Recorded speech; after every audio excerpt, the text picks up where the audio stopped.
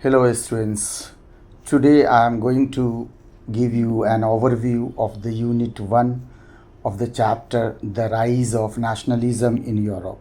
In this unit I am going to explain you all 4 important concepts, which are: number 1, why the French Revolution is called the first historically clear expression of nationalism.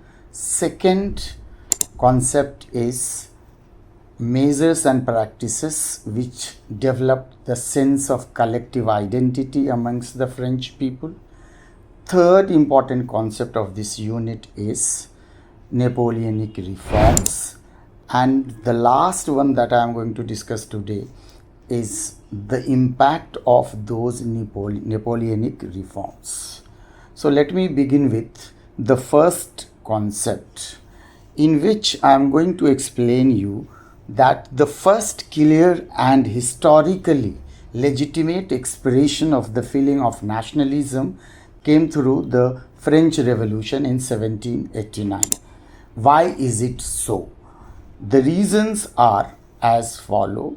First and foremost, that here for the first time we see that it was full-fledged territorial state which was controlled by monarch at that point of time, ruling over that defined territory through the various administrative apparatus and the system that they had at that point of time, which are developed over a period of time since feudalism was introduced after the decline of Roman Empire.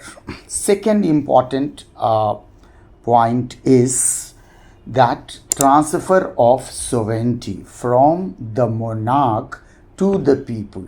You have studied in class 9 that with the French Revolution, the power of the monarch was taken over by the people, and they started developing constitution, and thus what happened, that the power transferred from monarch to the people.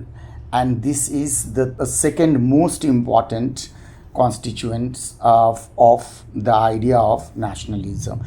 Third important point in this regard is that the French Revolution proclaimed the French people as the nation.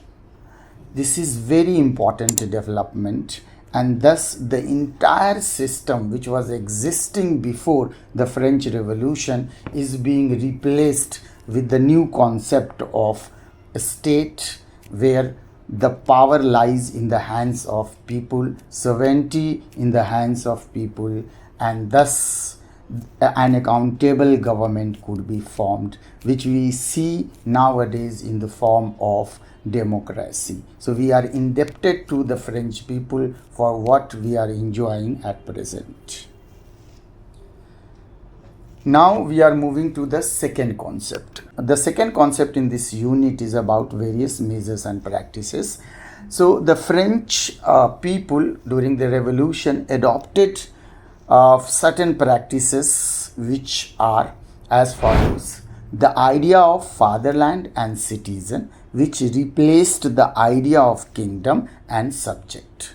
Second important, the idea was a new tri-flag replaced the monarchical flag.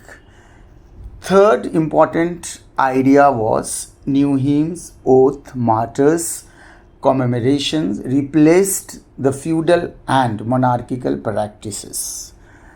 Fourth was the uniform system of weight and measures replaced the regional system of weight and measures, which were at variance of each other or at variance with each other. And finally, the French language replaced the regional dialects and other languages. Thus, with the help of these 6 developments, the idea of collective belongingness and identity was shaped, developed over a period of time amongst the French people, leading to the development of the idea of nation state. Now we are moving to the third idea of this unit.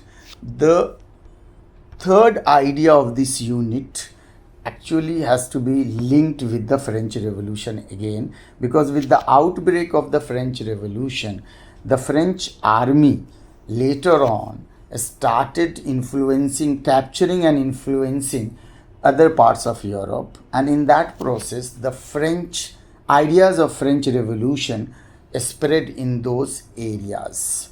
Napoleon somehow managed to control power in France, and after controlling the power in France, he destroyed the democratic setup which was established in France after the revolution, but he could not destroy the seeds of revolution. So after coming to the power, Napoleon introduced a reform in 1804 which is popularly known as Napoleonic reforms. These reforms could be classified into three categories. Political reforms. In this reform, he did away with all privileges based on birth, and he established equality before law and also granted right to property. Second important reform was feudal reforms. Here he again did away with the feudal structure by simplifying administrative divisions, abolished feudal system, and freed peasants from serfdom and manorial dues. Third and the last reform that he made was with regard to the commerce, therefore it can be called commercial reforms. He removed guild restrictions, improved transport and communications. Remember that these reforms were important for simplifying, unifying and maximizing the income of the state. So it has to be seen from that perspective. Now we are moving to the fourth and the last concept of this unit, which is the effect or immediate effect of the Napoleonic reforms, which could be classified into two categories. First one is positive. So the positive reforms were such which affected peasants, artisans, workers and the new businessmen, as they enjoyed a newfound freedom introduced by Napoleon in the areas which he has won during his expansionist policy. Second important impact was with regard to the business and small producers of the goods. Here they felt that it would facilitate and connect the business between the different regions.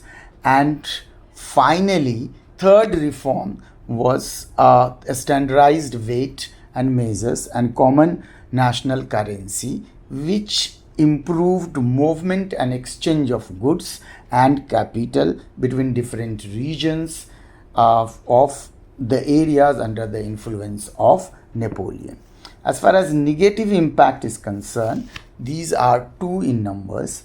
They are new administrative arrangements that I have discussed a short while ago of the Napoleon in conquered areas and territories such as Milan, Vasa, etc. did not go hand in hand with the freedom. In other words, Napoleon promised freedom through his reforms, but he did not allow people to enjoy those freedoms. Second important negative impact was that the reforms which were introduced in economic field actually could not be enjoyed by the people of those fields simply because Napoleon increased tax, and he also made forced conscriptions that outweighed the reforms introduced by Napoleon. Remember, I have used few of the terms throughout this lecture which you all need to clear by consulting dictionary. Learning is a two-side process. The guide should be guiding and the guided should also try to learn something extra, so that the learner is drawn into the process of learning, and thus at the end would be able to sharpen his or her understanding, therefore would be able to score better in his or her exams. That's all for today. I have introduced a new feature in my videos this time, which is basically the questions based on today's lecture, and those questions are very important from examination point of view. As I have explained 4 concepts, therefore I have given 4 most important questions which are generally asked in the board examinations, which could be answered from the PDF that I am attaching with this video. Thank you, and keep on learning, keep on sharing, and keep on promoting. That's all.